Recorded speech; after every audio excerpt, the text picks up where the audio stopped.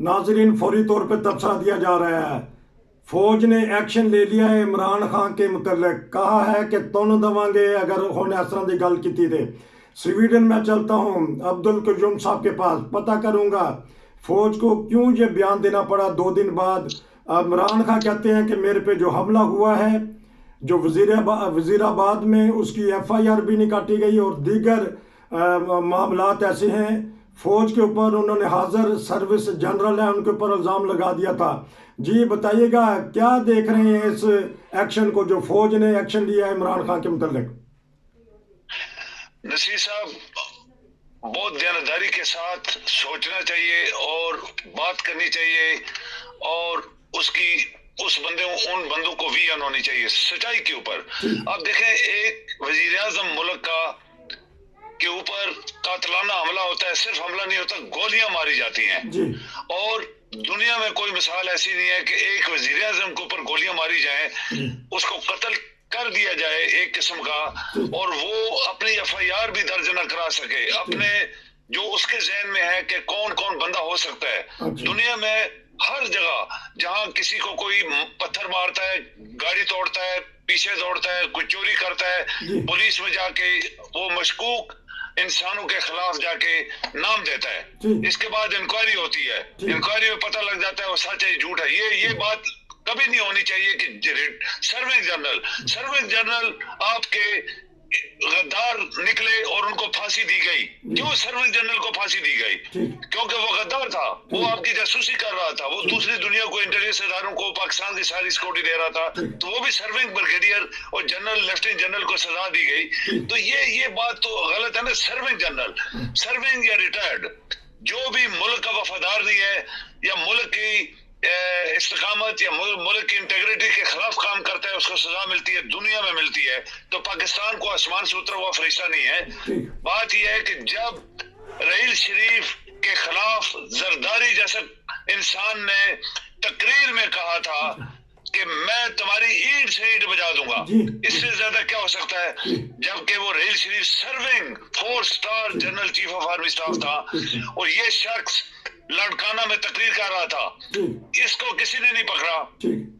आपके पार्लियामेंट के अंदर डिफेंस मिनिस्टर और कई लोगों ने आर्मी के खिलाफ बातें की कि जब इंडिया की बात आती है तो पाकिस्तान के सर्विंग जनरल्स की टांगें कांपती हैं। ये आपका अभी जो डिफेंस मिनिस्टर बना हुआ है उसने बात की थी, उसके खिलाफ किसी ने एक्शन नहीं लिया। क्या ये जुर्म है कि एक आदमी को कातलाना हमला हो, उसको कत्ल करने की साजिश की गई हो, और वो अपना नाम भी ना ले सके किसी के खिलाफ, और आज तक उसकी FIR किसी ने कटवाने नहीं दी गई? क्यों? इसके पीछे क्या है? आप कहें कि एक 3.5 साल रह के वजीर आजम, आज तक उसके इलेक्शन नहीं होने दिए गए। कौन है जो उसके इलेक्शन नहीं होने नहीं दे रहा? कौन है वो शख्स? कौन है वो अदारा? कौन है वो लोग जो इलेक्शन आज देख रहे हैं? सुप्रीम कोर्ट भी इन्वॉल्व हो गई, इलेक्शन नहीं होने दे रहे। वो कौन लोग हैं? तो क्या वो ये नहीं कह सकता कि ये साजिश है मेरे खिलाफ, बल्कि पाकिस्तान के खिलाफ साजिश है? कानून में है कि 90 डेज में इलेक्शन होने चाहिए, आज तक वो इलेक्शन नहीं होने दिए। सुप्रीम कोर्ट अगर उसने एक्शन लिया अपने तौर पे, तो क्या सुप्रीम कोर्ट जो सर्विंग चीफ ऑफ आर्मी, जो serving chief of the supreme court है, चीफ जस्टिस है, आर्मी का जनरल तो ज्यादा इज्जत वाला नहीं है ना। Serving chief justice of supreme court of Pakistan, उसके खिलाफ क्या क्या बकवास हुए पार्लियामेंट के अंदर, घटिया से घटिया इंसानों ने बातें की, तो क्या वो जुर्म नहीं है? वो भी तो जुर्म है ना।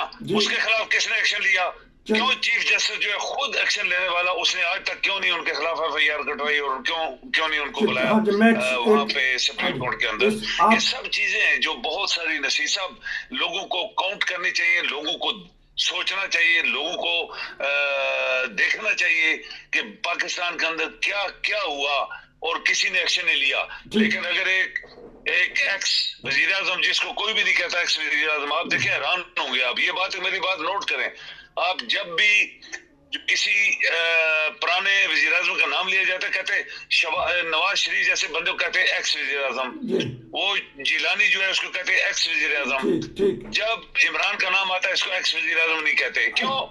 वो भी तो 3.5 साल वजीर आजम रहा है। तो ये नसीर साहब, ये 2 नंबर ठीक, मैं और एक सवाल कर लूं मैं, और एक वो शख्स देखा ये पॉपुलर हो रहा है, ये कल उन लोगों के खिलाफ एक्शन ले सकता है।